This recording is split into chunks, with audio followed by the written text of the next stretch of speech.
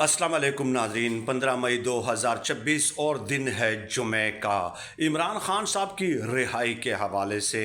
गुज़श्ता 2.5-3 सालों में अब तक की सबसे बड़ी ख़बर सामने आई है। उस ख़बर की तफसीलात और चंद दीगर छोटी ख़बरें आज की इस वीडियो में आपकी खिदमत में पेश करनी है। सबसे पहले हम आगाज़ कर लेते हैं इमरान खान साहब के हवाले से जो बड़ी ख़बर है। देखिए, एक बात हमेशा पेश नज़र रहे और ये बात यकीनन आप मुझसे ज़्यादा जानते हैं, ज़्यादा समझते हैं कि हर सियासी जुमात में कुछ लोग ऐसे होते हैं जो सियासी रवादारी पे यकीन रखते हैं और जिनके अंदर सियासी मुखालफत की गुंजाइश मौजूद होती है, जो सियासी मुखालिफिन को के साथ बैठकर उनकी बात सुनने के लिए तैयार होते हैं, यानी कि उनको स्पेस देने के लिए तैयार होते हैं। फ़र्ज़ किया आप चौधरी बरादरान को देख लें, परवेज़ इलाही वगैरह को, इनके बारे में ये मशहूर है। और दूसरा ये कि पीपल्स पार्टी में चंद एक लोग ऐसे हैं गिने चुने, जिसमें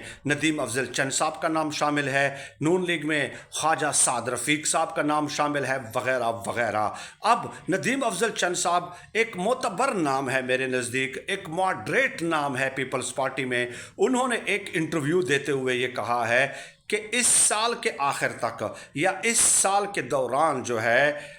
इमरान खान साहब की रिहाई हो सकती है, बशर्त ये कि हालात मामूल थोड़ा मामूल पे आ जाएं, यानी कंडीशनल बात कर दी। और फिर कहा कि ऐसे कुछ इशारे मिल रहे हैं, ऐसे कुछ डॉट्स कनेक्ट करके आप इस नतीजे पे पहुंच सकते हैं कि इमरान खान साहब रिहा हो सकते हैं। और आगे जाके कहा कि इस तरह के बड़े रहनुमाओं को, बड़े लीडर्स को और बड़े सियासतदानों को ज़्यादा देर तक आप जेल में नहीं रख सकते और ना ही मुसलसल उनको जेल में रखने का दबाव आप तसलसल के साथ बर्दाश्त कर सकते हैं। ये बात कही है नदीम अफजल चंद साहब ने। और फिर नदीम अफजल चंद साहब के बाद मैंने कुछ दीगर नामों के साथ भी राब्ते किए, तो जाहिर है इशारे वाक़ियतन ऐसे कुछ मिल रहे हैं और ये बात उनकी बिल्कुल दुरुस्त है कि इमरान खान साहब जैसा बड़ा रहनुमा जो है, जो बड़ा लीडर है, उसको आप ज़्यादा देर तक जेल में नहीं रख सकते, ख़ासकर उस वक्त के जब नाअहलियों की दास्ताने फार्म 47 की हुकूमत जो है वो रकम कर रही हो, जब मामलात आपके हाथ से निकलते जा रहे हों। क्योंकि जाहिर है इनको लाने वाले कौन है? असल में तो तनकीद जो है इनके ऊपर अगर तनकीद होती है तो दरअसल वो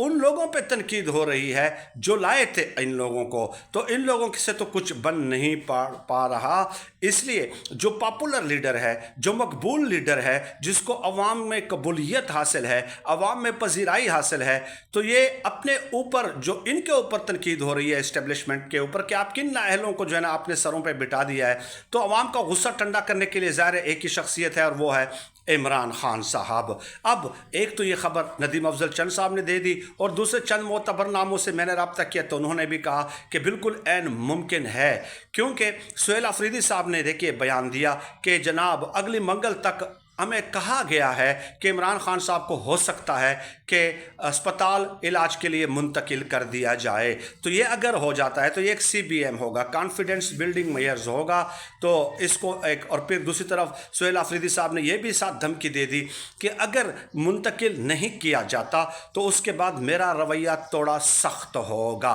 साथ ही साथ धमकी भी दे दी, यानी इस खदशे का इजहार भी कर दिया कि आपका एतबार नहीं है, यकीन दहानी तो करा लेते हैं लेकिन उसके बाद उसको पूरा नहीं किया जाता। महमूद खान अचकज़ई साहब जो इतनी तनकीद बर्दाश्त कर रहे हैं गुज़श्ता कुछ अरसे से, और हर किस्म की तनकीद उनके ऊपर हुई है और दुरुस्त हुई है, लेकिन वो भी पुरएतमाद है कि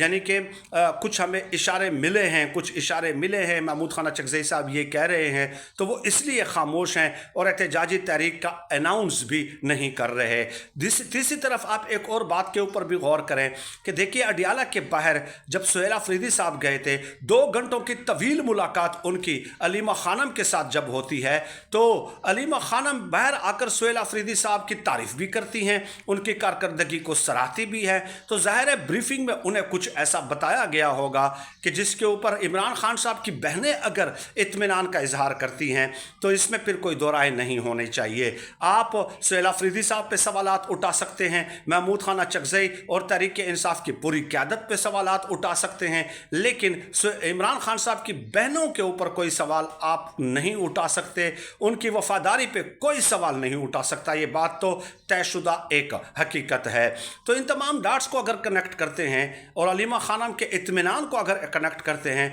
तो कुछ तो यकीन दहानियाँ कराई गई हैं। और मैंने जैसे कि बताया कि देखो किसको लाएंगे, ये किसको ये लाएंगे, पीपल्स पार्टी, मौलाना फजलुर रहमान साहब और MKM वाले, नून लीग वाले, ये तो चला लिए ना ये कारतूस, और इनके मामला तो इनके हाथ से सिरकते जा रहे हैं, कोई चीज़ इनसे कंट्रोल में नहीं आ रही। तो इमरान खान साहब एक मजबूरी भी है, और दूसरी वजह इसके ये भी हो सकती है, देखिए कि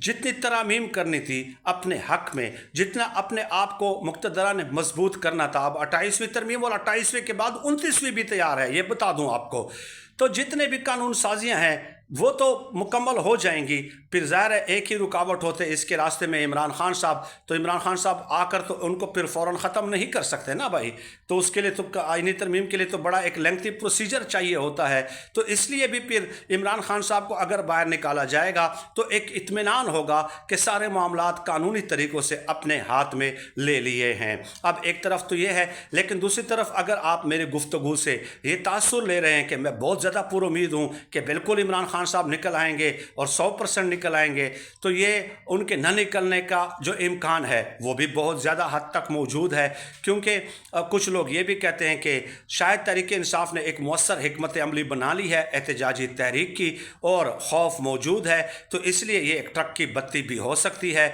और ये भी हो सकता है कि इमरान खान साहब को, यानी कि इस तारीख को जो जिसके लिए 6-7 महीने तैयारियाँ की गई हैं, इसको ठंडा करने के लिए ये सब कुछ किया जा रहा हो, तो इमरान खान साहब के ना निकलने का भी इम्कान और एहतमाल ज़्यादातर मौजूद है। यूँ समझ लें कि 50% उनके निकलने के इम्कानात मौजूद हैं और 50% उनके ना निकलने के भी इम्कानात बदस्तूर मौजूद हैं। तो ये दोनों पॉसिबिलिटीज़ को आप नज़रअंदाज नहीं कर सकते। अब एक खबर और, बिलावल जरदारी साहब ने जो कल किया शाजिया मरी साहिबा के साथ, हैदर शराजी साहब एक सहाफ़ी हैं, उन्होंने चलते हुए जब पार्लियामेंट में आ रहे थे बिलावल, तो उनसे सवाल पूछा कि सूबों के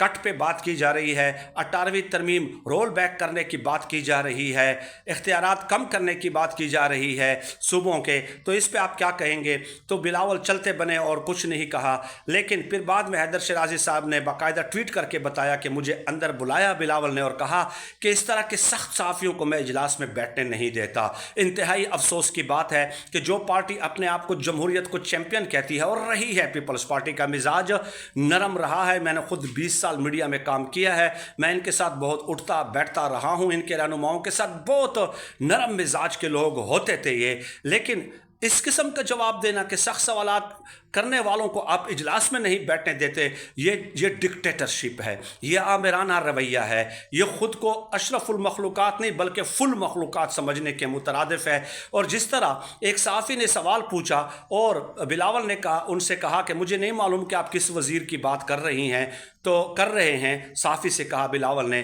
तो ज़ाहिर है शाजिया मरी साहिबा ने यह कहा कि खेलदास कोहिस्तानी नहीं फ़लाँ वज़ीर मुमलिकत, तो बिलावल ने कहा कि मैं बात कर रहा हूँ ना, मैं बात कर रहा हूँ, आप मुझे बात करने दें। तो फिर शाजिया मरी साहिबा ने कहा कि सर मैं ये ज़रा, तो उन्होंने कहा थैंक यू, यानी कि इंतहाई जो है ना बदतमीज़ाना लहजे में उनको डांटा। बिलावल जरदारी की उम्र 37 साल है,